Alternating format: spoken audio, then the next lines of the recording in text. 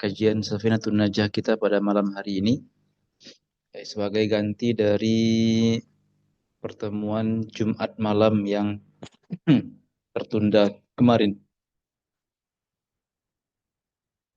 Sehat semua insyaallah Bapak Ibu, teman-teman, ikhwan akhwat. Alhamdulillah Ustaz, sehat walafiat. Alhamdulillah. Ustaz. Alhamdulillah.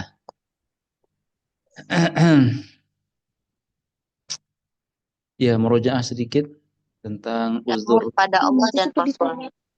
Namun barang siapa yang hijrahnya untuk mendapatkan dunia atau seorang wanita yang ingin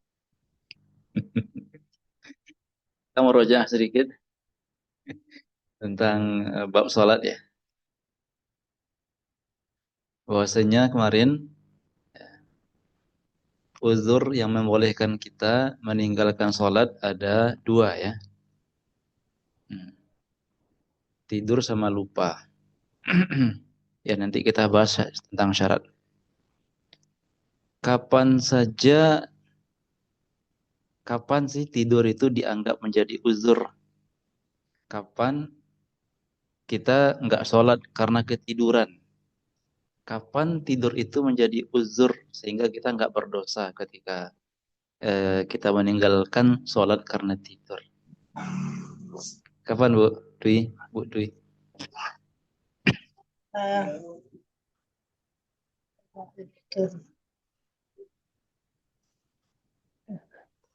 Ragu-ragu Ustaz.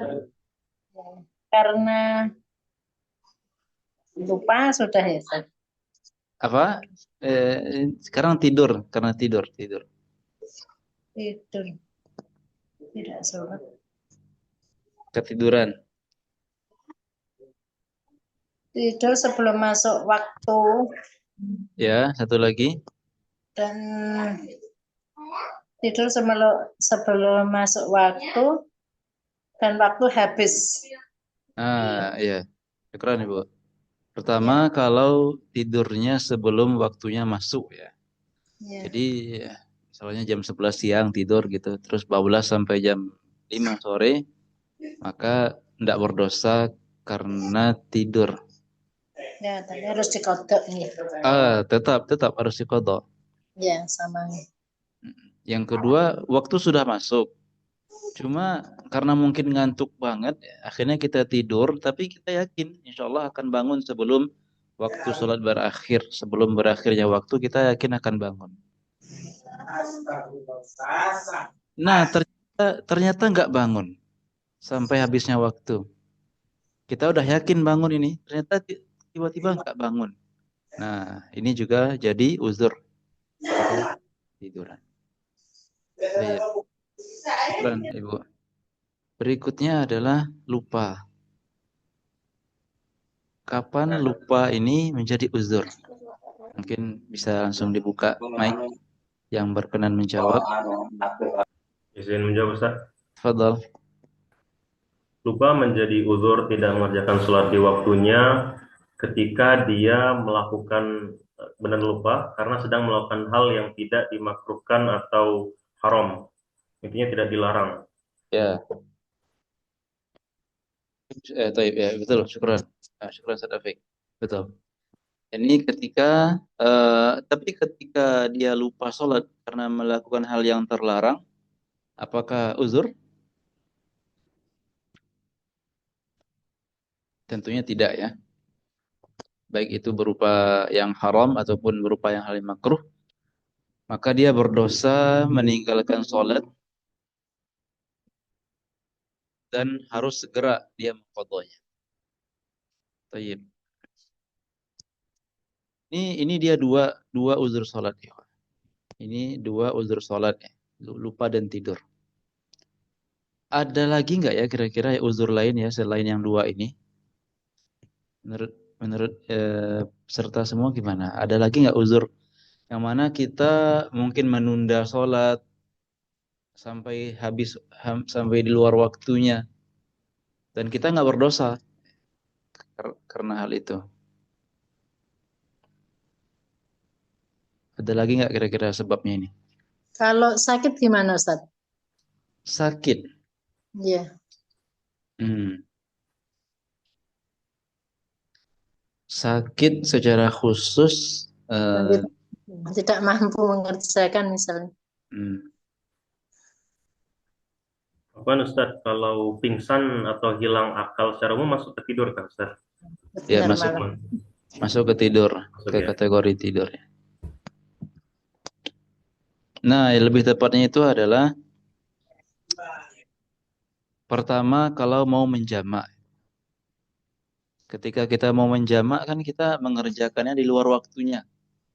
Misalkan jamak takhir nih, maghrib sama isya kita kerjakan di waktu isya. Jadi kita tidak mengerjakan maghrib di waktunya, melainkan kita tunda sampai ke waktu isya. Nah, jadi alasan pertama adalah menjamak. Sebab ketiga atau uzur ketiga adalah menjamak. Baik itu jamak takdim maupun jamak takhir. Jadi ibu sakit itu maksudnya ke sini ibu. Sakit itu maksudnya ke uzur menjamak. Karena kita dibolehkan menjamak sholat dikarenakan sakit.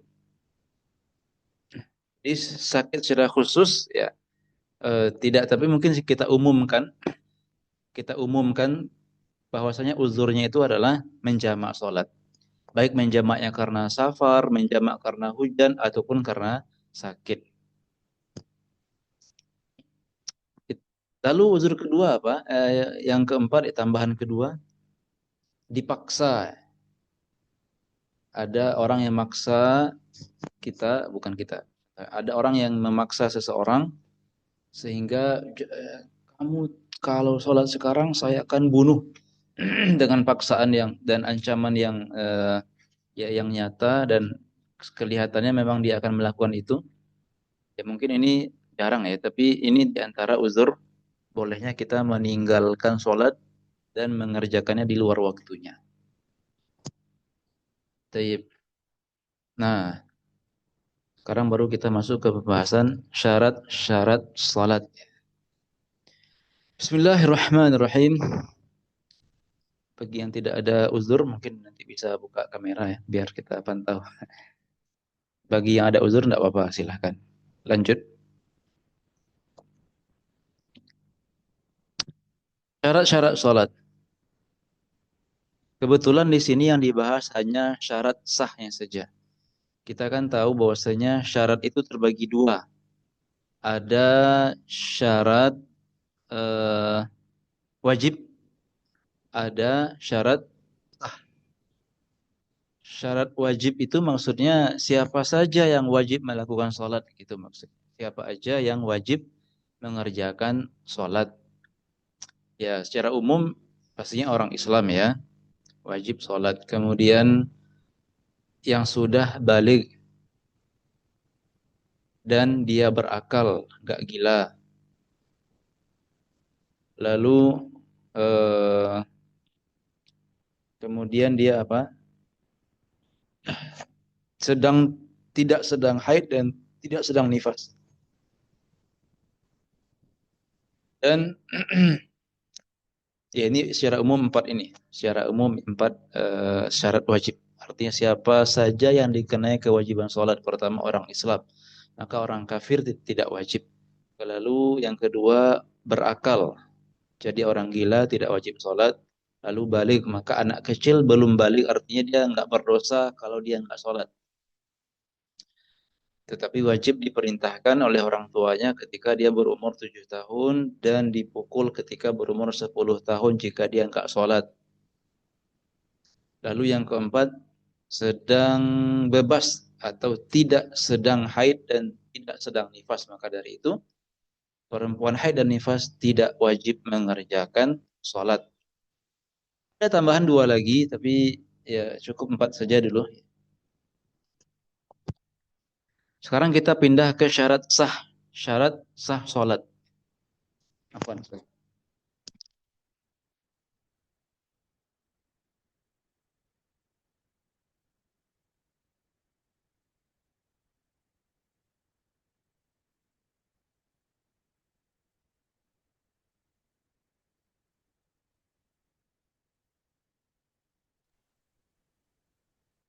Artinya hal-hal yang mesti kita perhatikan kalau kita mau sholat kita sah. Pertama adalah suci dari 2 hadas. Setelah ini kita akan jelaskan apa itu hadas. Tapi secara umum hadas adalah yakni keadaan diri kita setelah melakukan pembatal wudhu atau setelah melakukan penyebab mandi wajib. Maka setelah kita buang air, setelah buang angin, ketika bersentuhan kulit antara laki-laki dan perempuan yang tidak mahram, setelah bangun tidur, maka tubuh kita sedang dalam kondisi hadas kecil. Adapun perempuan ketika dia haid atau setelah dia haid, setelah nifas dan juga setelah laki-laki dan perempuan berhubungan suami istri, maka badannya sekarang sedang berstatus apa? Hadas besar. Jadi intinya adalah sebelum sholat mesti bersuci dulu, baik dengan cara wudhu ataupun dengan cara mandi wajib atau dengan cara tayamum kalau tidak ada air.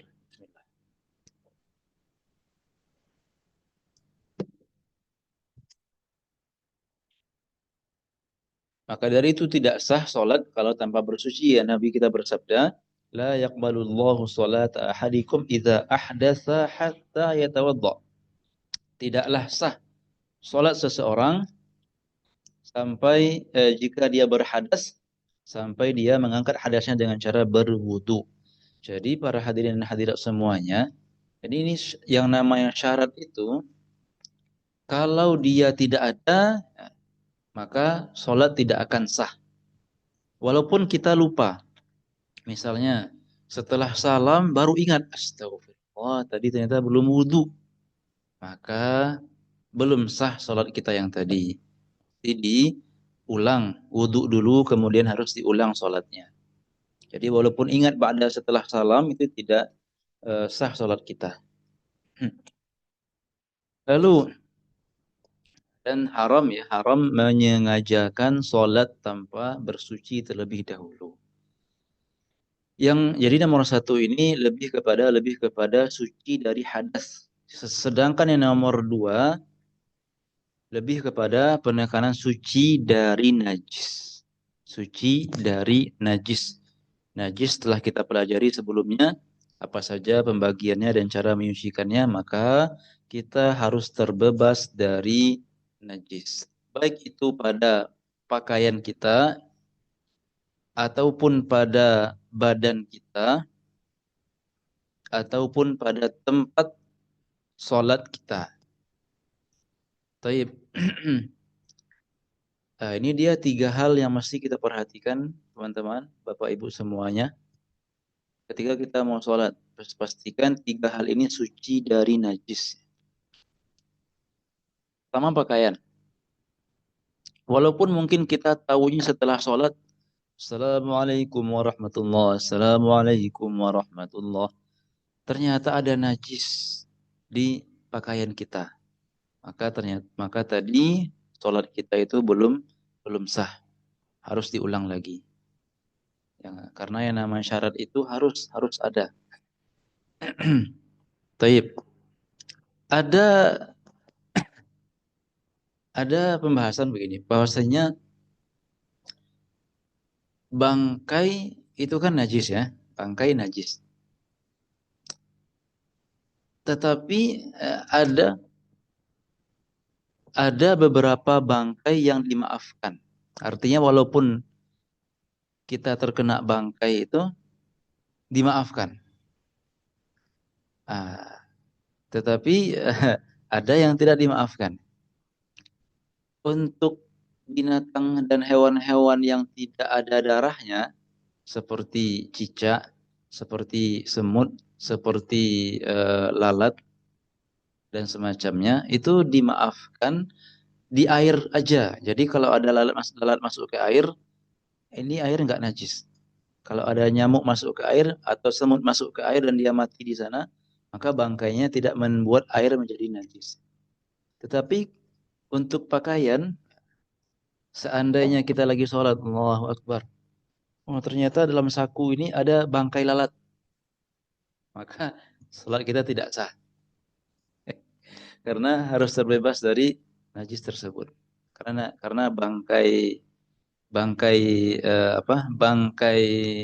hewan yang tidak ada darahnya itu hanya dimaafkan di air saja. Sedangkan di pakaian tidak. Jadi kalau ada contohnya lalat mati di sini, tidak bisa dibawa di sholat. Mesti dibebaskan dan disucikan terlebih dahulu. Taib. Jadi pakaian itu maksudnya semua yang kita sandang dan kita pakai ketika sholat. Ada pembahasan begini, seandainya kita megang tali, megang suatu benda yang panjang, anggaplah tali gitu ya. Ada seseorang megang tali. Ya, lagi sholat, dan dia megang tali. Ya. Terus yang dia pegang ini suci, tidak ada masalah, bersih, suci. Tapi di ujung tali ini ada najis. Maka tidak sah sholatnya. Jadi tidak sah sholat orang yang sedang bergembala anjing. Kan biasanya orang kalau di beberapa daerah itu gembala anjing ya. Dia keluar rumah bawa anjing pakai tali. Nah, ini anjingnya contohnya. Maka tidak sah sholat ketika memegang tali anjing karena di ujungnya ada najis. Ala kulli hal ya. Ini pembahasan yang barangkali kalau kejadian nanti kita sudah tahu hukumnya. Badan harus suci dari najis. Lalu tempat sholat juga harus suci dari najis. Apa yang dimaksud dengan tempat? Tempat itu bukanlah sejadah secara keseluruhan. Bukan juga karpet masjid secara keseluruhan. Melainkan tempat yang harus suci dari najis hanya apa? Hanya tempat-tempat yang akan kita injak saja dengan kaki kita. Dan tempat-tempat untuk meletakkan kedua lutut kita ketika sujud. Dan tempat untuk meletakkan kedua tangan ketika sujud. Dan tempat untuk meletakkan kening kita ketika sujud. Jadi ini dia. Adapun selain dari itu, di samping kita ada najis, di pojok ada najis, itu tidak masalah. Karena yang disyaratkan untuk suci hanya apa? Tempat-tempat yang akan kita pegang, yang akan kita sentuh ketika kita sholat.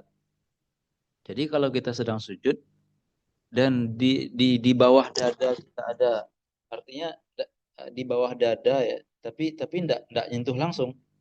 Ada najis di sana, khusus bagi laki-laki mungkin yang bisa digambarkan. Maka selama kita enggak menyentuhnya maka tidak batal sholat kita. Karena yang disyaratkan suci itu adalah tempat-tempat yang akan kita sentuh selama kita sholat. Taib. Ketika seseorang beristinja dengan batu,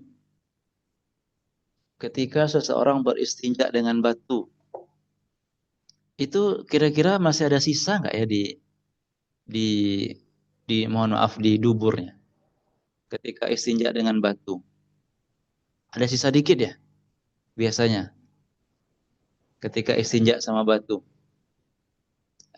kalau air kan insya Allah bisa membersihkan semuanya. Tapi kalau batu kan kadang-kadang karena dubur itu mohon maaf tidak licin ya, artinya tidak datar, tidak ya mungkin bisa kita bayangkan sendiri.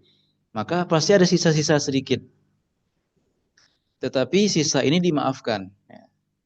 Walaupun seseorang beristinja dengan batu atau dengan tisu, yang mana kebersihannya tidak sebersih air, pasti ada sisa sedikit. Karena ada bagian yang tidak akan tersentuh oleh batu ataupun tisu. Namun dia dimaafkan. Dia dimaafkan dan boleh seseorang itu sholat walaupun masih ada sisa sedikit setelah dia beristinja dengan tisu ataupun batu. Tapi yang dimaafkan itu hanya pada diri dia saja. Seandainya ada dua orang yang istinja dengan batu, lalu ada dua orang yang istinja dengan batu ataupun tisu, lalu orang yang satu mau sholat ya sambil mikul orang temannya yang satu lagi tadi. Contohnya begitu ya. maka tidak sah sholatnya.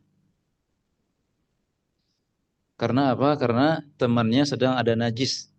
Jadi ini pembahasan yang mungkin mengambil waktu kita. Intinya apa? Intinya ketika mau sholat, perhatikan. Kita harus suci dari najis baik pada pakaian, baik pada badan kita dan juga tempat sholat, ataupun semua yang kita bawa dan kita pakai dan kita sandang ketika sholat. Termasuk adalah bayi. Maka bayi kalau kita mau gendong ketika sholat, pastikan bahwasanya dia sudah kita sucikan dari najisnya.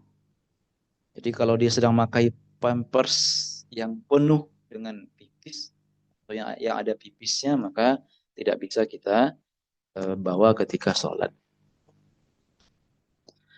Yang ketiga adalah menutup aurat. Nanti akan dirincikan aurat masing-masing dari laki-laki dan perempuan. Jadi di antara keindahan dan ciri khas Safinatun Najah ini para peserta semuanya, penulisnya biasanya menyebutkan pembahasan yang umum terlebih dahulu, nanti dikhususkan.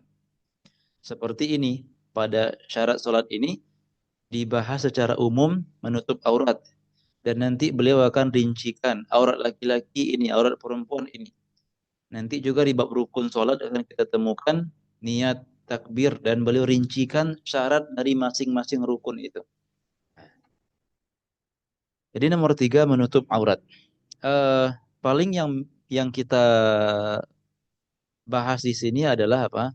Maksud dari menutup aurat itu adalah menutup warna aurat. Menutup apa? Menutup warna aurat. Jadi kan sekarang teman-teman nggak lihat warna kulit saya, warna kulit anak, nggak lihat. Nah, jadi harus memakai sesuatu yang menutup warna aurat. Nah, kenapa kita mesti menambahkan kata-kata warna? Karena seandainya kita memakai suatu pakaian yang dia menutup warna, tetapi bentuk aurat masih kelihatan karena ketat. Ketika seseorang memakai pakaian yang membentuk badannya, terlihat bentuk badannya, asalkan warna tertutup, maka sholatnya sudah sah. Jadi kalau pakai pakaian renang ketika sholat, dari segi kesahan, sah. Selama dia menutup apa? Menutup warna aurat. Berarti kalau gitu, kalau sholat menutup auratnya pakai plastik yang bening, sah nggak kira-kira? Tentu tidak sah ya. Karena masih nampak warnanya.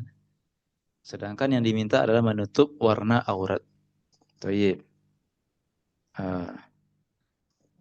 Sedangkan bentuk atau bentuk tubuh itu tidaklah syarat ya.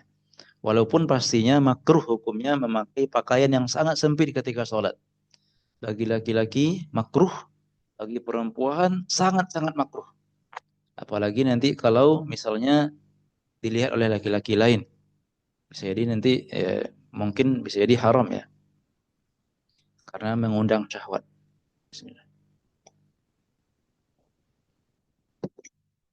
Menutup aurat. Lalu berikutnya menghadap kiblat. Lalu masuknya waktu dan nanti akan dijelaskan secara rinci pembagian waktu sholat. Dan yang nomor 6 adalah mengetahui bahwasanya sholat yang 5 waktu itu atau meyakini ya bahwasanya sholat yang 5 waktu itu hukumnya wajib. Zuhur, subuh, asar, dan seterusnya hukumnya wajib. Maka barang siapa yang meyakini bahwasanya sholat yang 5 itu hukumnya cuma sunnah, maka tidak sah sholatnya. Yang nomor 7 adalah alla ya'taqida fardhan min furudiha sunnah. Tidak meyakini bahwasanya salah satu dari rukun-rukun sholat itu hukumnya cuma sunnah. Kita tahu semuanya bahwasanya yang namanya rukun maka dia pasti wajib dikerjakan. Maka dari itu barang siapa yang meyakini Al-Fatihah cuma sunnah, takbiratul ihram cuma sunnah, yang meyakini bahwasanya salah satu dari rukun-rukun itu hukumnya sunnah, maka tidak sah sholatnya. Ini apa? Berarti ini ada dorongan untuk kita semuanya agar bisa membedakan mana yang rukun dan mana yang sunnah. Jadi yang masalah itu adalah yang bermasalah kalau kita meyakini bahwasanya rukun itu hukumnya sunnah. Adapun kalau kebalikan, ya mungkin kebanyakan orang awam begitu, meyakini semua pergerakan dan semua rangkaian sholat mulai dari takbirnya sampai ke salam semuanya wajib. Itu contohnya ya, karena nggak bisa membedakan. Tapi dia berkeyakinan ini wajib semuanya, maka nggak masalah. Yang masalah kalau kebalikannya, yang wajib diyakini sunnah. Dan terakhir adalah menjauhi pembatal-pembatal sholat sampai kita selesai dari sholat. Nah, yang mana nanti akan dirincikan satu persatu. Pembahasan kita yang berikutnya atau yang ketiga adalah tentang perincian dari hadas. Kita ulangi, hadas itu adalah suatu keadaan yang ada pada badan kita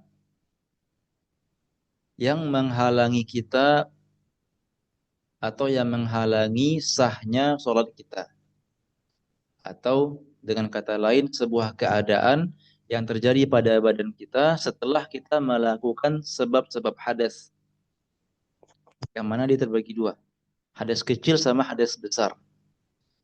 Hadas kecil adalah semua hal yang diobati, yang diangkat dengan cara berwudu.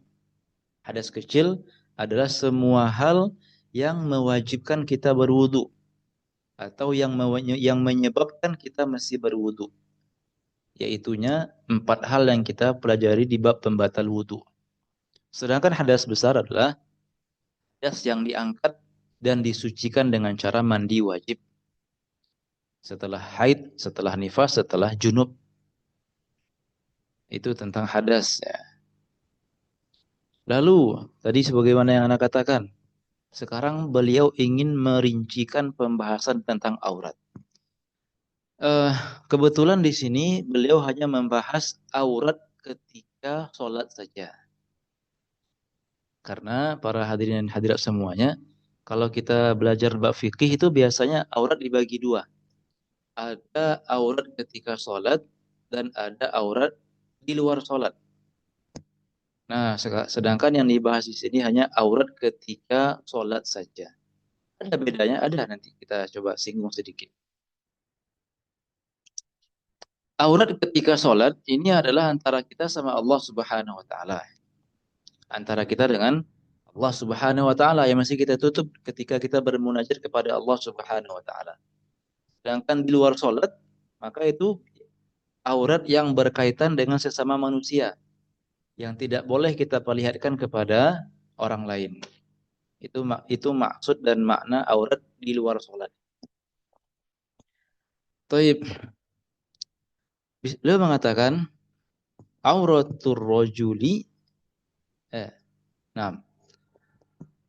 mutlaqan wal amati fi sholati ma baina surah wa rukbah. Aurat laki-laki, pertama beliau memulai dengan aurat laki-laki. Terus beliau apa? Secara mutlak. Nah, apa makna secara mutlak? Maknanya adalah aurat laki-laki baik ketika sholat maupun di luar sholat. Nah, itu maksudnya. Maksud dari kata mutlak ini adalah baik di dalam sholat maupun di luar sholat, maka aurat laki-laki hanya apa?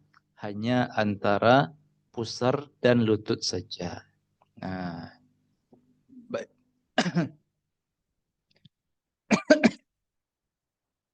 Oh ya, makna aurat ini adalah bagian minimal dari tubuh kita yang mesti kita tutup. Bukan bermakna, katanya aurat itu dari pusar sampai lutut. Bukan berarti hanya wilayah itu saja yang kita tutup ketika sholat. Melainkan maknanya adalah wilayah atau bagian tubuh minimal yang mesti kita tutup ketika sholat. Sedangkan kita tahu semuanya khudzu zinatakum inda kulli masjid. Ya, kulli pakailah pakaian terbaik ketika kita mau sholat, baik di masjid maupun di tempat yang lainnya. Karena itu merupakan waktu kita bermunajat kepada Allah Subhanahu wa taala. Kepada perempuan, kepada sesama manusia saja kita berhias-berhias sebelum mengajar, sebelum pergi kemana-mana, sebelum mengisi seminar kita berhias-hias, maka tentu lebih pantas dan lebih ditekankan kita berhias diri ketika bertemu Allah Subhanahu wa taala atau ketika bermunajat kepada Allah Subhanahu. Nah, ini aurat kalau masih ada zaman, seandainya nanti zaman kita kembali kepada zaman perbudakan, maka hamba sahaya perempuan, budak perempuan, auratnya ketika sholat sama dengan aurat laki-laki. Jadi seandainya perempuan hamba sahaya perempuan itu ketika sholat dia hanya menutup dari pusar sampai lututnya, maka itu sudah sah. Tetapi ketika hamba sahaya perempuan tadi sholat dalam keadaan hanya menutup dari pusar sampai lutut saja, terus di samping dia juga ada laki-laki. Kira-kira sholatnya sah nggak, akhwat? Nggak ada tuannya di sini, ada majikannya di sampingnya, dan dia lagi sholat nih. Allahu Akbar. Dalam keadaan cuma menutup dari pusar sampai lutut saja. Dan di sampingnya ada laki-laki yang tidak mahram. Tetap sah nggak sholatnya?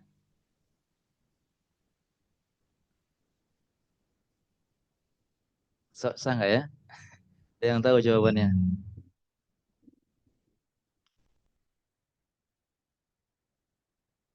Jawabannya adalah sholatnya tetap sah. Sholatnya tetap sah. Karena aurat ini apa? Selama dia telah memenuhi auratnya di hadapan Allah Subhanahu wa taala, maka sholatnya sudah sah. Nah, walaupun dia tetap berdosa karena telah memperlihatkan atau karena tidak menutup bagian yang tidak boleh dilihat oleh laki-laki asing. Jadi mesti kita bedakan. Tadi sudah kita sampaikan di awal-awal, ada aurat yang berkaitan dengan kita, antara kita sama Allah. Ada aurat yang berkaitan dengan antara kita sesama manusia. Selama aurat sholat sudah dipenuhi, maka sudah sah sholat kita. Tinggal lagi aurat sama manusia. Taib. Ya. Ini aurat yang pertama, yakni laki-laki ketika sholat. Lalu berikutnya aurat perempuan merdeka, artinya perempuan yang tidak budak. Di sini beliau memulai dulu dengan pembahasan aurat mereka ketika sholat. Maka ketika sholat cukup ditutup seluruh tubuh kecuali wajah dan telapak tangan. Artinya juga punggung tangan ya. Maka seandainya ibu-ibu sholat pakai pakaian tanpa mukena, jadi tidak wajib pakai mukena. Yang wajib adalah menutup aurat. Walaupun pakai mukena dan mukenanya sampai pergelangan tangan, menutup sampai pergelangan tangan, maka sudah sah. Dikarenakan telapak tangan sama punggung tangan tidak masalah kalau kelihatan ketika sholat. Begitu juga wajah ketika sholat tidak wajib ditutup, karena ini hanya sebatas aurat kita sama Allah Subhanahu wa taala saja. Ya. Peringatan. Nah, sering kita ulangi bahwasanya batas wajah adalah sampai dagu. Sedang seperti apa namanya ini? Di bawah sini, maka ini bukan wajah. Ini bawah sini, ini bukan wajah. Berarti apa? Berarti wajib ditutup. Karena wajah sampai sini doang, wajah itu dari atas, dari telinga sampai sini wajah. Sedangkan di bawah sini maka bukan termasuk wajah lagi. Jadi harus ditutup ketika sholat.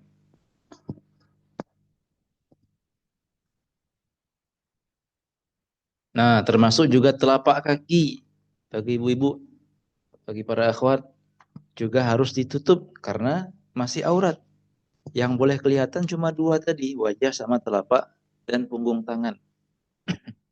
Maka rambut, telapak kaki, semuanya itu termasuk aurat. Taib. Nah, ini wajah aurat perempuan ketika sholat. Lalu berikutnya, beliau juga membahas ternyata aurat perempuan di luar sholat. Nah, beliau mengatakan aurat perempuan, baik dia perempuan merdeka ataupun dia hamba sahaya, ternyata jika mereka sedang berada bersama laki-laki asing, maksudnya bukan bule, tapi laki-laki yang bukan mahram, yang ajnabi, yang tidak mahram bagi perempuan itu, maka ternyata auratnya adalah seluruh tubuhnya. Artinya apa? Wajib dia menutup sampai wajah pun wajib ditutup. Nah, dari sinilah datang pembahasan apa? Cadar ya. Maka dari itu ini beliau rahimahullah taala sependapat dengan ulama-ulama mutaqaddimin atau ulama-ulama zaman dahulu. Nah, sekitar abad-abad awal sampai abad keempat Hijriah, mereka berpendapat bahwasanya cadar atau menutup wajah hukumnya adalah wajib ketika perempuan sedang keluar rumah atau sedang bertemu dengan laki-laki yang tidak mahram baginya. Afwan, Afwan, kebalik. Ulama-ulama, oh ini pendapat ulama zaman sekarang. Artinya sejak abad kelima sampai abad sekarang, mereka ulama Syafi'iyah berpendapat bahwasanya menutup wajah bagi perempuan adalah wajib.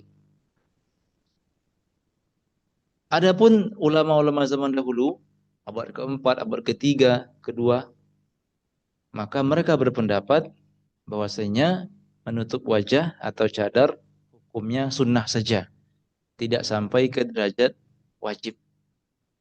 Nah, maka manapun yang ibu-ibu pilih, insya Allah juga dapat pahala.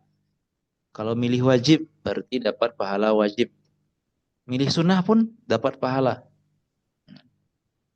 Nah, maka dari itulah nanti ketika sholat, contohnya, ketika sholat, walaupun aurat aslinya itu, atau walaupun ketika sholat itu dibolehkan membuka wajah dan telapak tangan, namun bagi yang sudah terbiasa pakai cadar, ketika sholat di tempat umum atau di tempat yang mana di sana ada laki-laki asing, laki-laki yang tidak mahram, maka diperbolehkan sholat menggunakan cadar.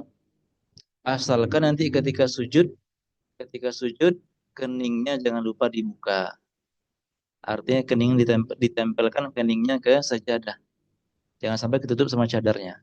Karena nanti di antara syarat sah sujud adalah kening harus menempel ke sajadah atau ke tempat sujud.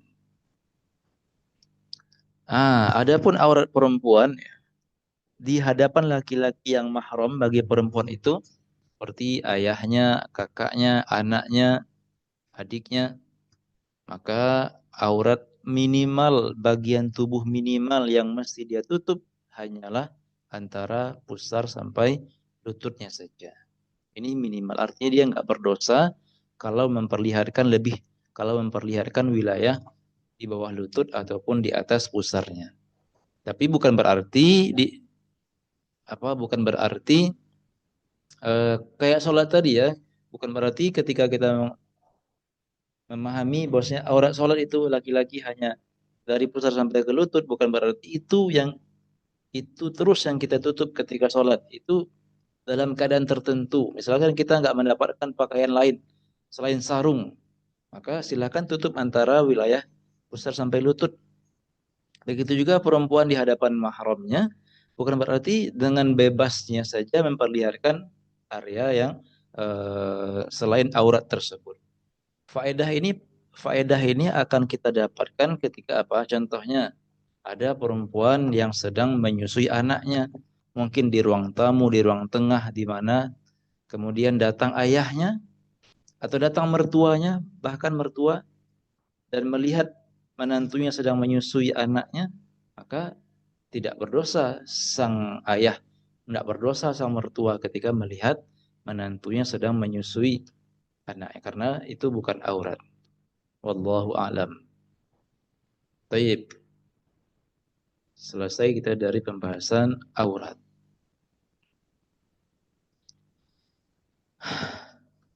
Uzur sudah, kemudian syarat juga sudah. Lalu datanglah pembahasan mengenai rukun salat. Dalam kitab ini kebetulan beliau menjadikan tumakninah sebagai rukun sendiri. Maka jadilah jumlah rukunnya totalnya 17 rukun. Pertama, beliau mulai dengan niat, innamal a'malu binniyat, yang mana nanti beliau akan menjelaskan tingkatan dari niat tersebut, tergantung kita mau sholat wajib ataukah sholat sunnah. Yang mana yang ingin kita tekankan adalah niat itu tempat utamanya adalah hati. Tempat utamanya adalah hati. Lalu yang kedua, takbiratul ihram. Apa itu takbiratul ihram? Ma makna takbiratul ihram? Dia adalah mengucapkan Allahu Akbar. Mengucapkan Allahu Akbar. Bukan mengangkat tangan. Melainkan dia adalah mengucapkan Allahu Akbar. Nanti akan dijelaskan syarat-syarat agar takbiratul ihram kita menjadi sah. Ada kayaknya sekitar 10 syarat nanti kalau nggak salah ya. Takbiratul ihram. Lalu yang ingin kita tekankan juga adalah niat ini dan takbiratul ihram adalah dua hal yang mesti dilakukan bersamaan. Karena kita sudah mempelajari niat, makna niat adalah melakukan sesuatu berbarengan dengan awal mula kita mengerjakan hal tersebut. Jadi hati berniat, lisan mengucapkan takbir, tangan diangkat. Sehingga ketiga-tiga anggota tubuh kita bekerja di satu waktu. Pergerakan dengan tangan, perkataan dengan lisan takbir Allahu Akbar, dan hati sedang berniat. Jadi langsung 3 amalan berkumpul di satu waktu yang sama. Taib. Rukun ketiga adalah berdiri bagi yang mampu di sholat fardu. Jadi kita ada dua ketentuan di sini para jemaah semuanya. Pertama, berdiri itu hanya wajib bagi yang mampu saja. Nabi bersabda, "Shalli qa'iman, fa illam tastati' fa qa'idan." Salatlah berdiri, sambil berdiri. Kalau enggak mampu maka duduk, kalau enggak mampu maka tidur miring ke kanan. Kalau enggak mampu maka tidur di atas, ini telentang ya. Maka ini ketentuan pertama bagi yang mampu. Dan yang kedua, berdiri adalah wajib ketika sholat fardu saja. Adapun ketika sholat sunnah, maka berdiri bukanlah menjadi rukun. Artinya boleh sholat sunnah walaupun sambil duduk. Walaupun kita mampu berdiri. Hanya saja pahalanya beda. Bagi orang yang mampu berdiri, tetapi dia tetap sholat sunnah sambil duduk, maka pahalanya hanya setengah dari pahala yang dijanjikan untuknya. Nomor 4 adalah membaca Al-Fatihah yang berjumlah 7 ayat, yang mana nanti syarat-syaratnya akan dirincikan berurutan dan seterusnya. Namun sekarang yang mesti kita tekankan adalah bahwasanya Al-Fatihah ini, para bapak ibu, wajib dibaca oleh semua orang yang sholat. Baik dia sebagai imam, ataupun sebagai makmum, ataupun sebagai orang yang sholat sendirian. Imam jelas pasti dia baca Al-Fatihah. Munfarid yang sendirian pasti dia baca Al-Fatihah.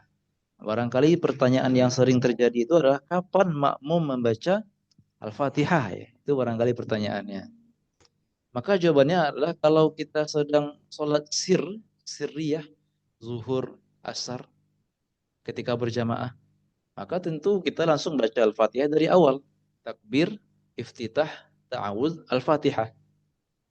Nah, namun ketika kita sedang sholat jahriyah atau berjamaah, maghrib, isya, subuh, ataupun tarawih dan semacamnya, maka dianjurkan kita baca Al-Fatihahnya setelah amin. Jadi di awal-awal sholat kita takbir, baca iftitah. Ketika imam membaca Al-Fatihah, maka kita hanya mendengarkan saja. Itulah kesanalah dibawa pemahaman ayat faida quri'al Qur'anu fastami'u wa idza quri'al Qur'an fastami'u lahu wa ansitu. Ketika dibacakan Quran, maka dengarkan dan simaklah. Maka setelah kita membaca amin bersama imam, maka baru kita membaca Al-Fatihah dan imam lanjut baca surat pendek. Nah, nanti di sini ada fikih menjadi seorang imam. Bahwasanya imam itu sebenarnya dianjurkan diam setelah amin, dianjurkan diam agak lama agar makmum bisa membaca Al-Fatihah. Hanya satu keadaan saja yang mana Al-Fatihah tidak wajib dibaca. Siapa yang menjawab? Satu keadaan yang mana Al-Fatihah ini tidak wajib dibaca. Kapan itu? Kita Mas Ustaz. Nah, ketika masbuk. Masbuk itu ada dua ya. Ada masbuk hakiki namanya. Ada masbuk maknawi atau majazi ya. Masbuk yang hakiki itu artinya apa? Ketika kita masuk ke jemaah, kita sudah mendapatkan imam sedang ruku. Sehingga kita tidak punya sama sekali kesempatan untuk membaca Al-Fatihah. Maka dari itu langsung setelah takbiratul ihram, Allahu Akbar, kita langsung ruku saja, tidak usah baca Al-Fatihah. Jangan lupa takbir dulu, sebelum ruku takbir dulu. Kebanyakan kita temukan di masyarakat kan langsung dirangkap takbirnya untuk ruku, Allahu Akbar. Dan tidak ada takbiratul ihramnya. Nah, jadi ini yang mesti kita peringatkan kepada teman-teman kita atau kepada masyarakat, jangan lupa takbiratul ihram. Ada masbuk yang namanya masbuk hukmi. Hukmi. Yaitu apa? Kita tidak mendapatkan waktu yang cukup untuk membaca Al-Fatihah bersama imam. Dikarenakan kita masuk dan bergabung bersama jamaahnya beberapa saat sebelum imam ruku. Jadi imam sudah di ujung-ujung surat pendek, contohnya begitu ya. Dan kita baru bergabung. Allahus Samad. Kita baru Allahu Akbar. Mungkin kita baru sempat baca 2 ayat. Bismillahirrahmanirrahim. Alhamdulillahirrahmanirrahim. Dan imam sudah ruku. Nah, maka di sini juga kita tidak wajib untuk menyempurnakan Al-Fatihah. Karena kita juga dinamakan masbuk dalam hal ini. Yaitu masbuk itu adalah orang yang tidak mendapatkan waktu yang cukup untuk membaca Al-Fatihah secara sempurna. Gambarannya yang tadi, kita bergabung bersama jemaah 2 detik sebelum imam ruku. Baru baca 1 atau 2 ayat ataupun baru baca 5 ayat contohnya, imam sudah ruku. Maka dari segi kewajiban tidak wajib menyempurnakan Al-Fatihah. Karena kita diberi uzur. Lalu yang nomor 5 adalah ruku. Bismillah. Boleh bertanya, Ustaz? Siap. Ketika tadi masbuknya kan wajib takbiratul ihram. Ya, betul. Itu tapi ketika takbiratul ihram, ruku, imamnya sudah ruku. Kita baru nyusul dan nggak dapat kayaknya gitu Ustaz. Kira-kira kita dihitungnya itu dapat bersama imamnya ketika bareng ruku atau pas takbiratul ihram Ustaz? Udah dapat kita gitu. Kalau kita mau dianggap mendapatkan jemaah apa? Yang wajib itu adalah mendapatkan ruku bersama imam. Walaupun mungkin takbiratul ihramnya tidak kita dapatkan ketika imam berdiri. Seperti gambaran yang antum sebutkan barusan. Kita mau bertakbir atau baru mau bertakbir dan imam sudah ruku. Maka tidak masalah. Tetap takbir aja Allahu Akbar dan langsung ruku bersama imam. Langsung ruku bersama imam. Seandainya kita mendapatkan ruku bersama imam, sempat tumak ninah, maka kita telah dianggap mendapatkan 1 rakaat. Oh, tapi kalau imamnya udah bangun, baru kita takbir itu udah telat berarti ya? Oh, Telat berarti berarti ya? Udah telat berarti. Telat ya? Ya. Telat ya? Oh, Nanti iya. harus tambah rakaatnya nanti. Ya, sebentar. Ruku. Tentu ruku ini ada minimal ada maksimalnya. Kalau minimalnya yang penting kedua telapak tangan kita sudah mencapai Sudah mencapai lutut. Walaupun barangkali punggung kita nggak rata, tapi coba dikira-kira. Nah, kalau warna seperti ini sudah sampai. Kedua tangan mencapai kedua lutut. Walaupun punggung tidak datar ya. Kalau mau sempurna ya kita kebawahkan lagi dan kita datarkan punggung kita.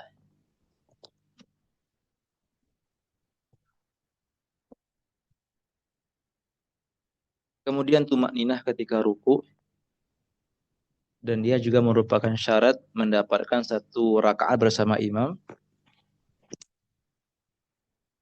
Harus tumak ninah, harus sempat tumak ninah bersama imam kalau kita masbuk gitu ya. Harus sempat tumak ninah bersama imam. I'tidal yakni kembali ke posisi sebelum ruku.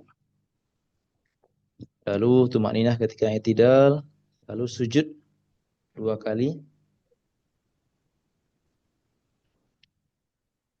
Kalau Al-Fatihah yang enggak sempurna ketika saat masbuk, apakah menambah 1 rakaat? Kalau masbuk seperti yang Anda gambarkan yang tadi, kita masuk di akhir-akhir rakaat, beberapa saat sebelum imam ruku. Baru sempat baca 1-2 ayat, imam sudah ruku', maka itu tidak wajib menambah 1 rakaat lagi karena kita sudah mendapat 1 rakaat bersama imam. Sujud 2 kali nanti ada syarat-syaratnya dan dijelaskan anggota sujudnya nanti. Lalu yang ke-10 tumakninah ketika sujud dan juga duduk antara 2 sujud.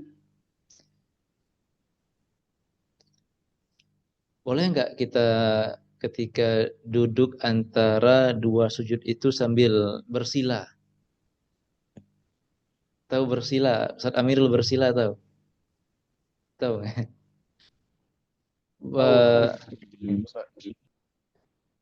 Boleh enggak kira-kira kita sambil bersila ketika duduk antara 2 sujud atau ketika tasyahud? Oke, ya. Boleh Itu Ustaz. waktu ujian itu dibolehkan Ustaz. Apa Bu? Waktu ujian kemarin saya nggak boleh, ternyata salah. Oh gitu ya. Ternyata boleh ya. Iya, saya juga baru tahu. Oh ya. Ya, tetap boleh. Loh, apa dalilnya Ustaz? Dalilnya adalah bahasa Arab. Bahasa Arab. Karena yang diminta Nabi, summa ijlis kata Nabi begitu. Kemudian duduklah. Nah, kita dapati makna duduk itu kan banyak. Baik duduk itu secara iftirash yang biasa kita gunakan ketika duduk antara 2 sujud itu, ataupun duduknya sambil bersila itu kan masih duduk.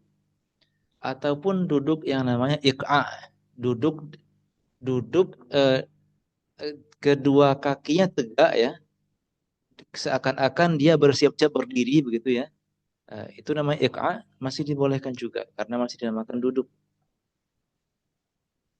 Yang jongkok yang enggak boleh. Selama dinamakan duduk, maka diperbolehkan walaupun tentu yang afdal adalah iftirash ketika duduk antara dua sujud seperti yang biasa kita lakukan. Jadi sudah tahu asal usulnya di mana? Ya, ini asal usulnya adalah dalil apa namanya ketika Nabi meminta duduk dan kita dapati dalam bahasa Arab duduk itu maknanya banyak, maka dari sanalah dibolehkannya duduk dalam bentuk apa saja. Itu makninah lalu membahas ya. Nah, ini mau nanya Ustaz. Ketika bangun dari kedua mau berdiri, misalnya di rakaat ketiga disunahkan misalnya duduk iftiros atau yang tadi Ustaz bilang duduk yang satu lagi tuh yang kakinya tegak gitu, apa telapaknya tegak. Itu yang mana yang sunnah Ustaz? Saya soalnya pernah dengar yang mana yang sunnah, yang sunnah Ustaz, yang sunnah. Iftiros, duduk istirahat itu iftiros apa yang tegak gitu Ustaz yang itu? Ketika kita duduk istirahat maka iftirash seperti duduk antara dua sujud atau seperti duduk tasyahud awal. Iqa itu atau duduk seperti siap-siap berdiri tadi itu hanya disunahkan ketika nanti ada beberapa keadaan yang mana dianjurkan seperti iqa tadi yang kedua kaki ditegakkan. Namun ketika tasyahud, ketika duduk istirahat kita iftirash. Ustaz. Sama satu lagi Ustaz. Ya. Dalam mazhab Syafi'i itu ketika bangun i'tidal itu kalau soalnya apa memang berbeda pendapat Ustaz? Baca sami Allah tuh kalau di mazhab Syafi'i emang dibacakan atau gimana Ustaz? Itu soalnya ada yang bilang makruh. Pendapat mazhab lain cuman benar di mazhab Syafi'i boleh Ustaz. Pengen tahu aja saya gitu. Ini pendapat mazhab Syafi'i saja. Bahwasanya sami Allahu liman hamidah itu semuanya baca, baik imam maupun yang sendirian ataupun makmum. Disunahkan membaca itu. Lalu bagaimana hadis idza qala al-imam sami Allahu liman hamidah faqulu rabbana walakal hamdu. Bagaimana memahami hadis itu? Ulama mazhab kita memahaminya begini. Jika imam mengucapkan sami Allahu liman hamidah, maka ucapkanlah bagi kalian wahai makmum, ucapkanlah rabbana walakal hamdu, begitu hadisnya ya. Namun ulama kita memahami begini. Jika kalian mendengar imam membaca sami Allahu liman hamidah, maka ucapkanlah rabbana walakal hamdu setelah kalian membaca sami Allahu liman hamidah. Jadi ini memang mufradat atau khusus mazhab Syafi'i saja. Ya, syukran biar yakin kita gitu. Karena kita kan mazhab Syafi'i. Karena zaman sekarang udah gimana ya Ustaz, terlalu bercampur-campur, terlalu bebas gitu. Jadi kadang-kadang kalau yang nggak ngerti tentang mazhab ini ikut itu ikut gitu Ustaz. Ya. Jadi mazhab kita jelas, siapapun yang sholat baik makmum termasuk makmum mengucapkan sami Allahu liman hamidah. Membaca tasyahud akhir. Ini nomor 13 ini namanya rukun qauliyah.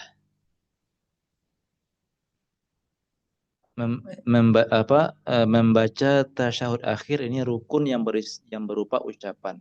Rukun qauliyah. Sedangkan yang 14 ini rukun fi'liyah yang berupa perbuatan, gerakan, perbuatan yaitunya duduknya. Nah, ini nanti masing-masing ini ada penjelasan rinciannya nanti insyaallah. Lalu yang nomor 15 adalah sholawat. Nanti juga ada minimal membaca Allahumma sholli ala Muhammad dan 16 salam dan 17 adalah tertib. Nah, inilah 17 rukun yang ada di dalam sholat kita. Di ilmu-ilmu lain, baik itu akidah, ada yang membagi akidah atau tauhid ya. Ada yang membagi tauhid ketiga, contohnya begitu. Rububiyah, uluhiyah, asma wa sifat. Ada di bab yang lain, ilmu nahwu dibagi-bagi bahwasanya kalam itu terdiri dari isim, fi'il, huruf dan lain sebagainya. Nah, jadi pembagian itu memang dari segi dalil nggak ada. Secara detail Nabi menyebutkan, wahai umatku, rukun sholat kita ada rukun qauliyah, ada rukun fi'liyah. Tidak ada secara detail Nabi menyebutkan. Begitu pula di hal akidah. Nabi tidak ada menyebutkan, wahai umatku, akidah kita ada 3, tauhid kita ada 3, tauhid rububiyah, uluhiyah, dan seterusnya. Tidak ada secara rinci begitu. Ilmu nahwu juga tidak ada begitu. Wahai umatku, bahasa Arab itu atau bab kalam itu ada 3. Al-ism, wal fi'il, wal harf. Pembagian-pembagian ini adalah hasil penelitian dari ulama untuk memudahkan kita memahaminya saja. Luas bab kalam, nahwu luas, sehingga dibagi ke beberapa bab, dibagi ke beberapa pembagian agar kita mudah memahaminya. Begitu pula di sholat ini, semua yang kita kerjakan ketika sholat itu kan banyak, 17 nih, 17. Maka untuk memudahkan kita mengelompokkannya, dibagi-bagi. Oh, ini rukun dalam hati, namanya rukun qauliyah. Oh, ini rukun yang kita ucapkan. Afwan, niat qalbiyah dalam hati. Oh, ini rukun yang kita ucapkan, rukun qauliyah. Oh, ini sifatnya gerakan ini. Ruku, i'tidal. Oh, ini terjadi. Berarti kita kategorikan apa? Kategorikan rukun fi'liyah yang berupa gerakan. Oh, ini tidak ada gerakannya, ada ucapannya juga. Tertib dikategorikan namanya rukun maknawi. Jadi pembagian ini, para hadirin hadirat semuanya, pembagiannya itu hasil istiqra' ya, penelitian ataupun rumusan dari para ulama. Sebagaimana bab haid kemarin, yang mana minimalnya 1 hari, maksimal 15 hari, itu juga murni istiqra' dan penelitian dari Imam Syafi'i rahimahullah ta'ala. Mencoba mentatabu' dan meneliti perempuan yang beliau temui di tempat manapun yang beliau pergi. Jadi ini untuk memudahkan kita memahami bab-bab ini, maka dibagi-bagi. Nah, beliau mulai merincikan. Rukun pertama beliau rincikan sekarang. Tingkatan niat. Artinya apa? Ketika kita mau sholat, kita niatnya apa? Tergantung, kalau kita mau sholat wajib, maka ini yang kita niatkan. Pertama, kita niat sholat. Artinya apa? Kalau kita urutkan begini, para hadirin hadirat semuanya. Ibadah wajib kan banyak ya. Ada sholat, ada puasa, ada haji, ada zakat. Gitu.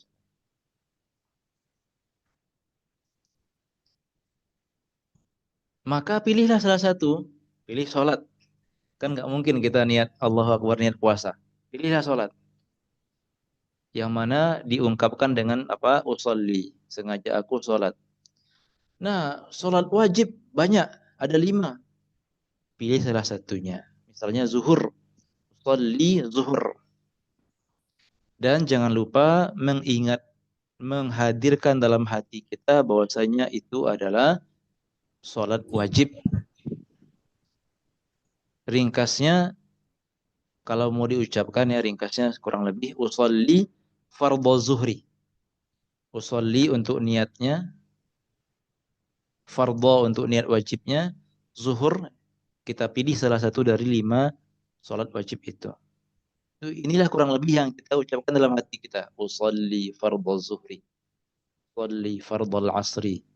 Usolli fardhu al-maghribi. Usolli fardhu al-isya. Usolli fardhu subhi. Ini 3 hal yang masih kita ingat-ingat ketika kita mau sholat wajib. Adapun kalau mau sholat sunnah, maka bergantung nih. Sunnah kan terbagi 2. Ada sholat sunnah yang terikat. Maksudnya apa? Kita mengerjakan sholat ini di waktu-waktu tertentu. Ada waktu mulainya, ada waktu berakhirnya. Itu makna sholat sunnah yang terikat waktu. Seperti rawatib yang mengiringi sholat fardu. Ada waktu mulai, ada waktu berakhirnya. Maka rawatib ini kan berakhir dengan berakhirnya waktu sholat fardunya. Contoh, subuh berakhir waktu subuh dengan terbitnya matahari. Maka sholat sunnah subuh juga akan berakhir waktunya dengan terbitnya matahari. Sholat sunnah zuhur berakhir waktu fardu zuhur dengan masuknya waktu asar. Maka begitu pula rawatib zuhur berakhir waktunya dengan masuknya waktu asar. Ini yang dinamakan dengan sholat sunnah yang terikat oleh waktu. Ada waktu mulainya, ada waktu berakhirnya. Ada juga sholat sunnah yang terikat sebab. Artinya kita mengerjakannya selama sebabnya ada. Seperti sholat sunnah wudu. Sebabnya adalah wudu. Atau sholat sunnah tahiyatul masjid. Sebabnya adalah masuk masjid. Sholat sunnah istisqa. Sebabnya karena kita sedang butuh air, hujan. Sholat sunnah kusuf dan khusuf. Gerhana matahari dan bulan.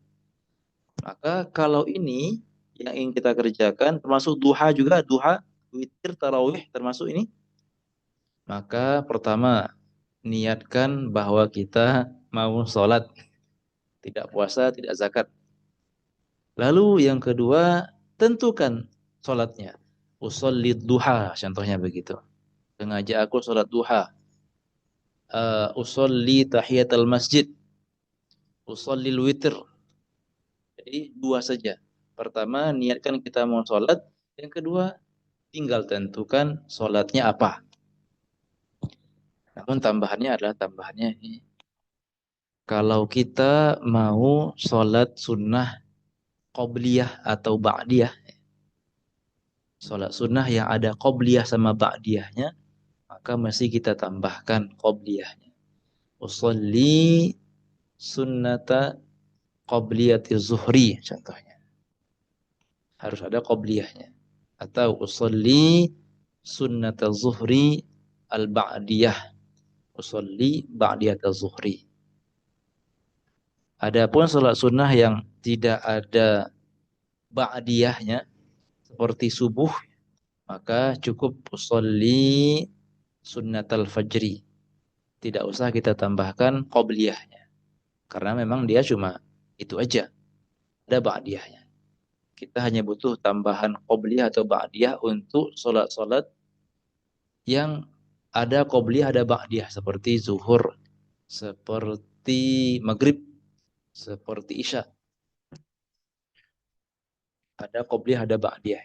Tapi intinya adalah niatkan 2 hal ini. Pertama kita niat sholat, yang kedua tentukan sholatnya. Nah, jenis sholat sunnah yang kedua adalah namanya sholat sunnah mutlak. Apa itu para hadirin semuanya? Yaitu sholat sunnah yang tidak terikat waktu dan tidak terikat sebab.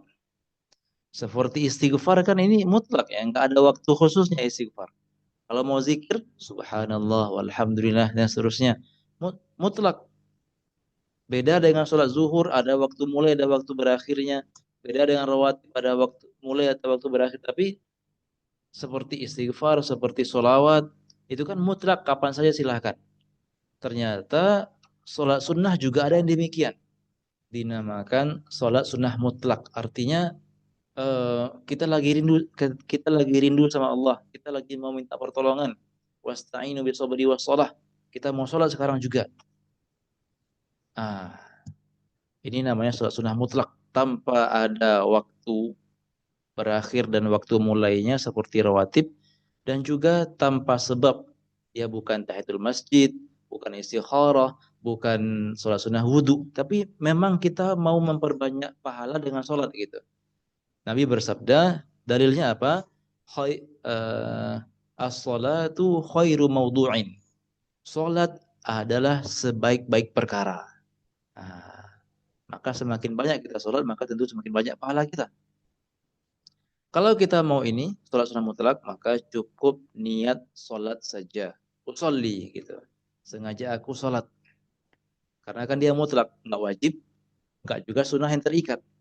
Dia cuma sholat doang. Usolli. Baik. Inilah kira-kira pembahasan tentang niat. Wah, syarat takbiratul ihram. Ustadz, Ya. kalau yang sholat mutlak tadi, ada yang bilang nggak boleh setelah subuh dan sesudah asar, Ustadz. Itu gimana? Benar? Sholat Iya, mutlak. betul. Benar. Nah, nanti di bab waktu pembahasan waktu sholat nanti disinggung nanti insya Allah. Ya, Ada Ustadz. pembahasan. Oke, Ustadz. Wah, ini pembahasan kita agak juga. Takbiratul ihram. Syaratnya. Jadi anak ulangi bahwasanya penulis rahimahullah ta'ala setelah menyebutkan secara umum, sekarang beliau merincikan syarat dari masing-masing rukun tersebut. Pertama, takbiratul ihram harus dilakukan ketika berdiri. Jadi tidak sah ya, ketika fardu ya, ketika sholat wajib mesti ketika berdiri. Maka tadi kita ulangi, kalau sambil ruku takbirnya Allahu Akbar dirangkap dua, takbir ruku, maka tidak sah. Bagi yang masbuk tadi, bagi yang masbuk. Dikarenakan takbiratul ihram harus ketika berdiri. Baik. Syarat kedua, harus dengan bahasa Arab. Tidak bisa pakai bahasa lain. Bahasa Minang, Allah yang kadang bana. Atau bahasa Jawa apa ya? Allah. Yang penting bahasa Arab. Yang ketiga, harus menggunakan lafaz al-jalalah. Apa lafaz jalalah maksudnya? Lafaz al-jalalah maksudnya adalah menggunakan kata Allah.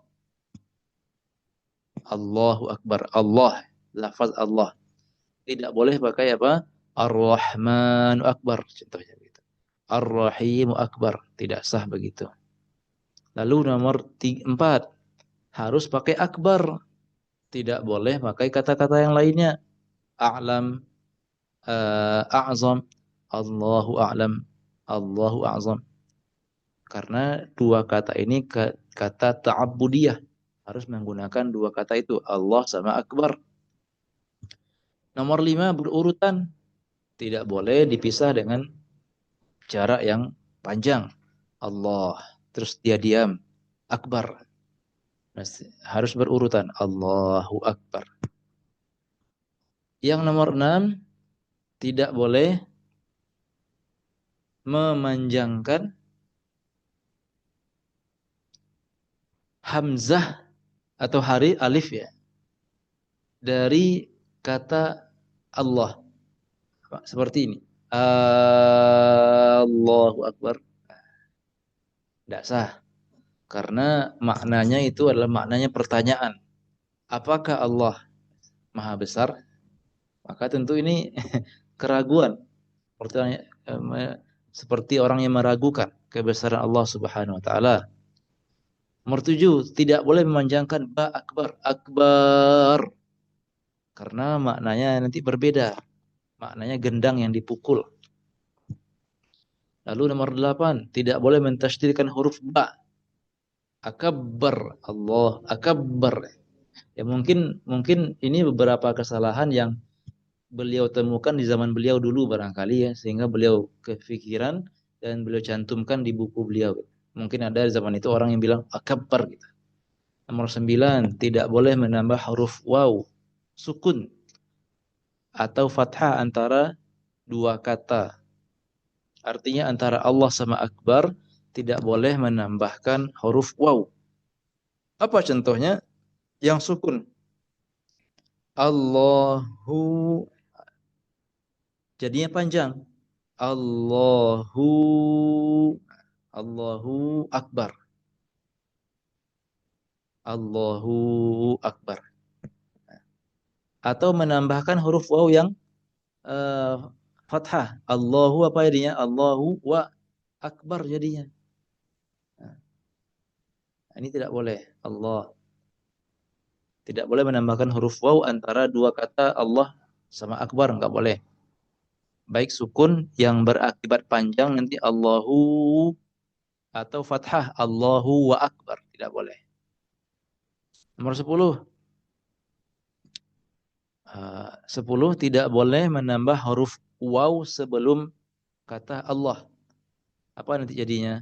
Wallahu. Wallahu. Aduh, jelek tulisannya.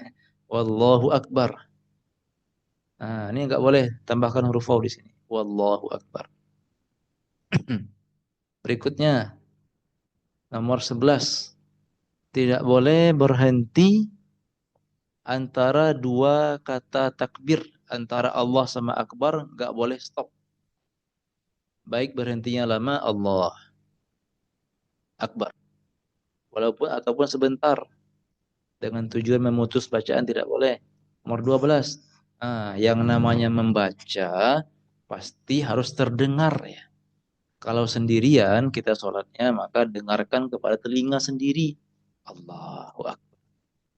Jadi tidak cukup kalau dalam hati saja. Ataupun hanya menggerakkan bibir tanpa bersuara, enggak cukup. Nomor 13 tentu takbir itu kita kumandangkan, kita ucapkan setelah masuknya waktu sholat. Bukan sebelum waktu masuk. Dan 14 dilakukan sambil menghadap kiblat dan tidak mengganti satu huruf pun dari huruf-huruf takbir. Harus Allahu Akbar. Dan nomor 16 yang paling penting ini, ketika kita berjamaah, harus makmum itu harus takbirnya setelah imam selesai mengucapkan akbar. Setelah imam mengucapkan huruf ra, akbar, itu baru kita mulai. Tidak boleh berbarengan, tidak boleh beriringan dengan imam. Kalau berbarengan dengan imam takbiratul ihramnya, maka tidak sah salat kita. Baik, itu dia 16 syarat takbiratul ihram. Ya, tinggal ucapkan Allahu Akbar. Tinggal ucapkan itu aja. Allahu Akbar. Masih ada 5 menit. Mari bertahan sedikit lagi para peserta. Al-Fatihah syaratnya apa? Berurutan. Bismillahirrahmanirrahim. Alhamdulillah sampai seterusnya. Nomor 2, berkesinambungan, artinya nggak boleh jeda. Bismillahirrahmanirrahim. Paling jeda untuk ambil nafas silahkan. Tapi berjeda yang panjang tidak boleh. Nomor 3, memperhatikan artinya membaca semua hurufnya. Yang mana hurufnya nanti ada perbedaan. Ada yang mengatakan 156, 155. Intinya dibaca semua hurufnya dan dibaca juga semua tasydidnya. Yang berjumlah 14 nanti akan dirincikan satu persatu. Bismillah, tasydidkan huruf itu. Nomor 5, tidak boleh diam terlalu lama antara ayat yang satu ke ayat berikutnya. Ini ada kaitannya juga dengan syarat nomor 2 tadi. Nomor 6, baca Al-Fatihah, baca semua ayatnya yang berjumlah 7. Yang mana Bismillahirrahmanirrahim termasuk ayat dari Al-Fatihah. Nomor 7, tidak boleh melakukan kekeliruan yang merubah makna. Apa contohnya Ustadz? Kekeliruan itu contohnya merubah huruf yang harusnya an'amta kita rubah an'amtu atau an'amti. Maka merubah makna. Nomor 8, ketika kita sholat fardu, maka tentu dibaca ketika berdiri. Dan nomor 9, yang namanya membaca, sekali lagi, diperdengarkan. Ada suara. Kalau kita sendirian berarti kita dengarkan kepada telinga sendiri. Ketika berjemaah berarti diperdengarkan kepada jemaah. Dan nomor 10, syaratnya adalah tidak boleh terputus oleh zikir yang tidak ada kaitannya dengan sholat. Bismillahirrahmanirrahim. Alhamdulillahi Rabbil Alamin. Tiba-tiba ada orang yang bersin di samping kita. Hasyin. Dan dia baca Alhamdulillah. Terus kita doakan dia. Yarhamukallah. Maka batal sholat kita. Ataupun kita sendiri, Bapak Ibu, yang sendiri yang memutusnya. Bismillahirrahmanirrahim. Alhamdulillahi Rabbil Alamin. Nguap. A'udzubillahi minasyaitonirrajim. Kita berta'awuz setelah nguap, itu kan tidak ada kaitan dengan sholat. Maka harus ulang Al-Fatihah dari awal lagi. Tapi kalau zikir itu ada kaitan dengan sholat, seperti kita baca Al-Fatihah ya, kemudian kita mendengar imam membaca ayat yang ada surganya di sana. Maka boleh kita berdoa. Bismillahirrahmanirrahim. Alhamdulillahi Rabbil Alamin. Dengar imam baca surat ayat yang ada surga. Boleh kita berdoa. Allahumma inni as'alukal jannah. Ya Allah, aku meminta kepadamu surgamu. Atau mendengar ayat yang ada sebutan nerakanya. Boleh berlindung. Allahumma inni a'udzubika minan nar. Ya Allah, aku berlindung kepadamu dari neraka. Jadi selama ada kaitannya dengan sholat, maka tidak apa-apa kalau Al-Fatihah terputus karena zikir itu. Yang masyhur contohnya amin ya. Kita lagi baca Al-Fatihah. Bismillahirrahmanirrahim. Alhamdulillahi Rabbil Alamin. Dan imam sudah sampai ke waladhdallin. Waladhdallin. Itu tidak apa-apa kita baca amin dulu bersama imam. Atau contoh yang lainnya, kita lagi baca Al-Fatihah. Bismillahirrahmanirrahim. Tiba-tiba imam sujud tilawah. Kemudian bangkit lagi. Nah, nanti ketika bangkit dari sujud tilawah, kita cukup menyambung Al-Fatihah yang tadi. Tidak mesti diulang dari awal. Dikarenakan hal ini berkaitan dengan kemaslahatan sholat. Tasydid Al-Fatihah 14. Bertahan Ibu apa? Pertama, Bismillah. Perhatikan tasydidnya ketika nanti baca surat ketika subuh atau tahajud nanti. Kata-kata Allah, Bismillah harus bertasydid. Ar-Rahman, Ra tasydid. Ar-Rahim tasydid. Alhamdulillah tasydid lagi. Rabb, huruf ba tasydid. Rabbil Alamin. Ar-Rahman, Ar-Rahim, Malik Yaumid, huruf dal tasydid. Malik Yaumiddin. Kadang-kadang ada yang lolos ya. Malik Yaumiddin. Harus tasydid. Malik Yaumiddin. Iyyaka, ini yang paling fatal, Iyyaka, iyyaka, iyyaka. Jangan sampai iyyaka, iyyaka, iyyaka. Karena kalau iyyaka artinya apa? Cahaya matahari ya. Sedangkan kalau sesuai tasydidnya iyyaka, hanya kepada engkau kami menyembah. Wa iyyaka nasta'in, dan hanya kepada engkau kami meminta pertolongan. Kalau enggak tasydid iyyaka berarti nanti seakan-akan maknanya kami menyembah cahaya matahari. Kami minta tolong kepada cahaya matahari wal iyazu billah. Ini pentingnya belajar tajwid dan tahsin. Ihdinas sa harus tasydid. Ihdinas siratal ladzina.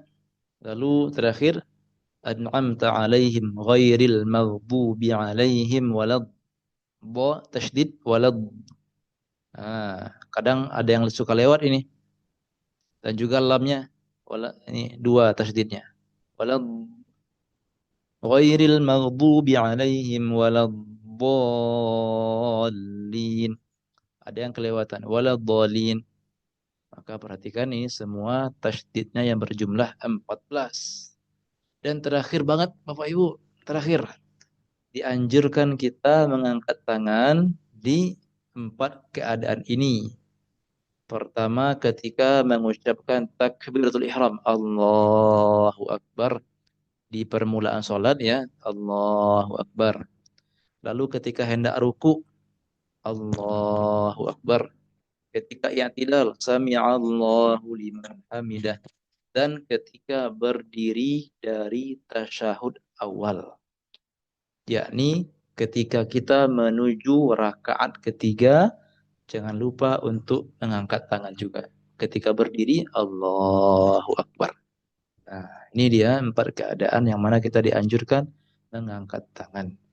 Alhamdulillahirabbil alamin, subhanakallahumma wa bihamdik, asyhadu an la ilaha illa anta, astaghfiruka wa atubu ilaik. Gak ada pertanyaan? Mau tanya, Ustaz. Yang Iya, ana screenshot sebentar. Untuk absen. Saya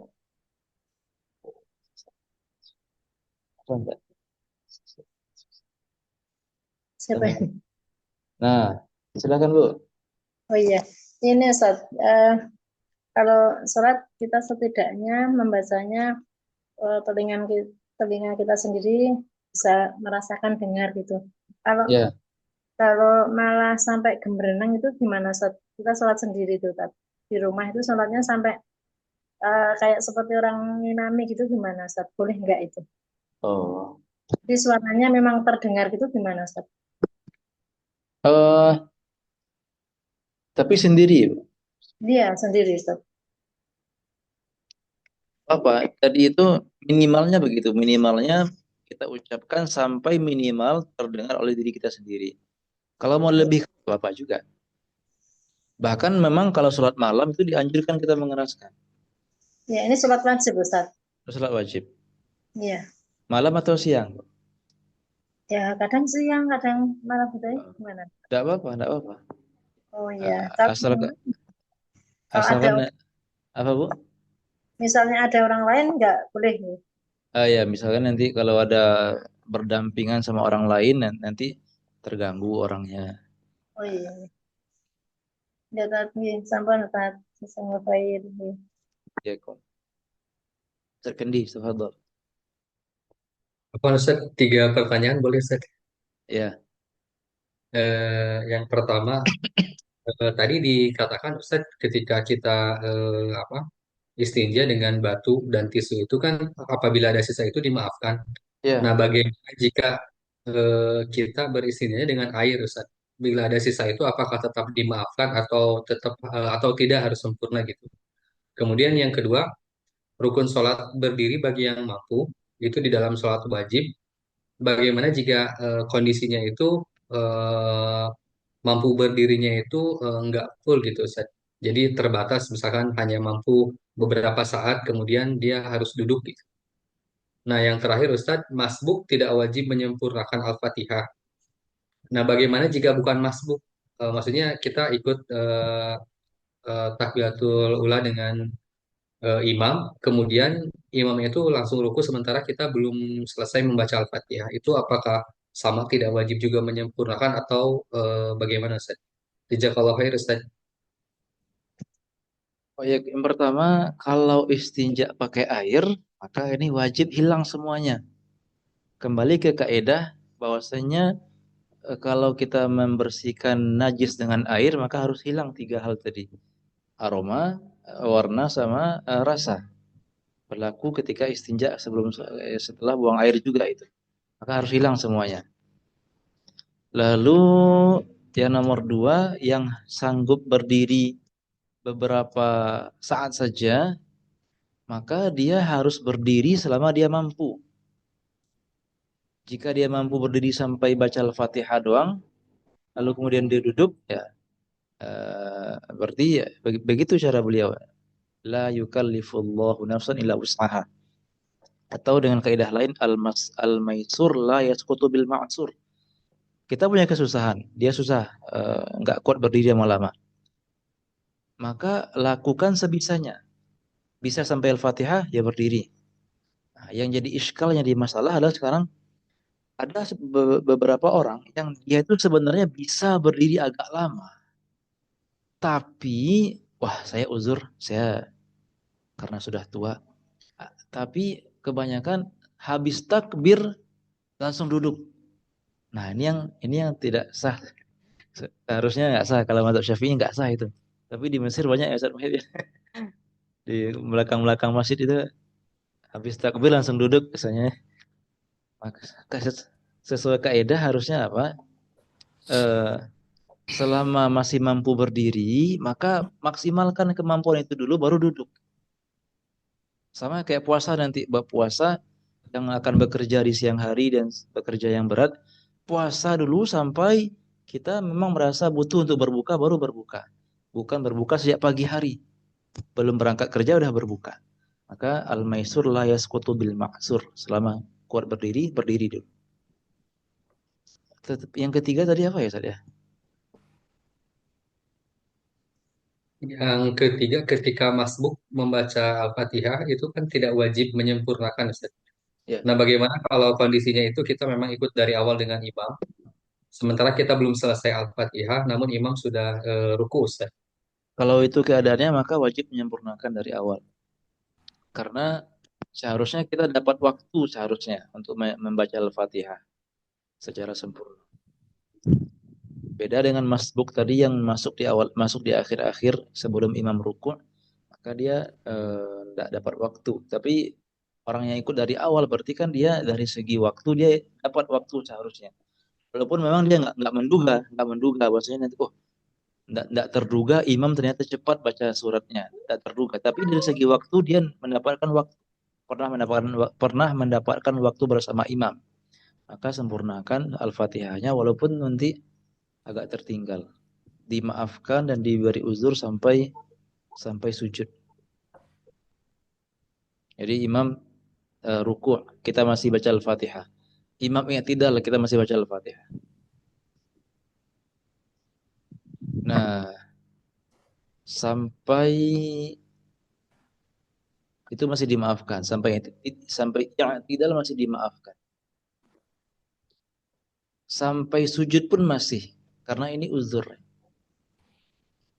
Batas terakhirnya sujud kedua. Ya agak lama ini ya, waktu tenggangnya. Sampai sujud. Wallahu alam. Jazakallahu khair, Ustaz. Wa iyyakum. Oh ya, Ustaz, Ana mau nanya, Ustaz, apa? Siap. Berkaitan dengan mengangkat tangan ini, Ustaz. Ya. Kalau keadaannya kita masbuk misalkan di tasawuf akhir kemudian berdiri, apa kita ngangkat tangan atau enggak itu, Ustaz? Ketika kita masbuk di tasyahud akhir. Iya, berdiri dari tasyahud akhir. Apa kita ngangkat tangan juga apa enggak? Baik.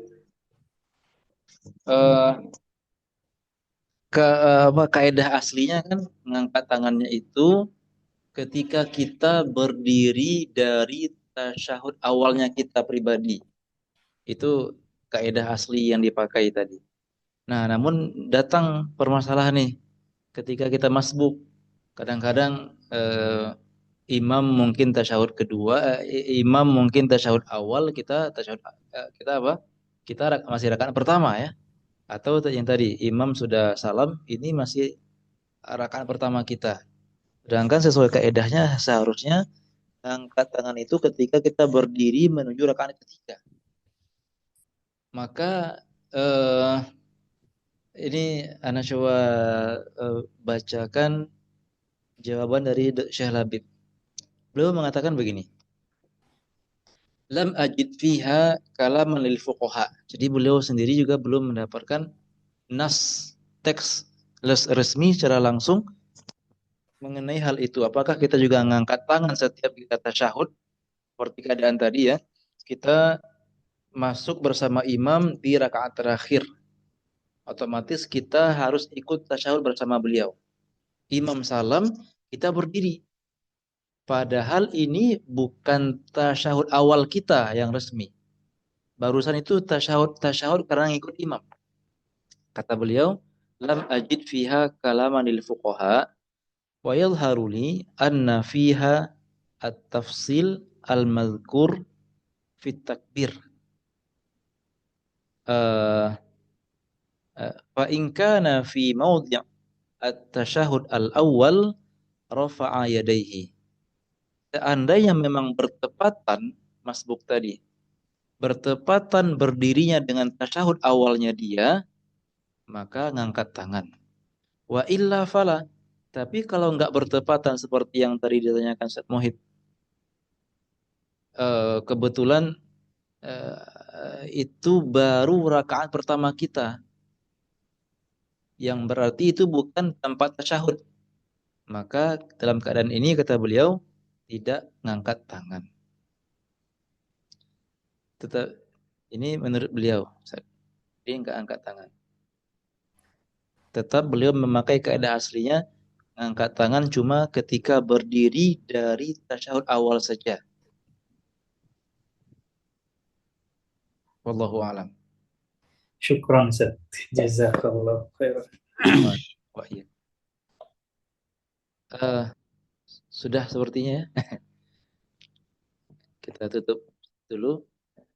Ustaz Mirul sudah jam setengah 12 di sana. Setengah 11. Setengah 11 Ustaz. Beda 1 jam, Masya Allah. Baik, barakallahu fikum. Kita cukuplah sampai di sini. Wallahu ta'ala alam. Subhanakallahumma wa bihamdika wa la ilaha illa anta astaghfiruka wa atubu ilaik. Assalamualaikum warahmatullahi wabarakatuh. Waalaikumsalam. Warahmatullahi wabarakatuh.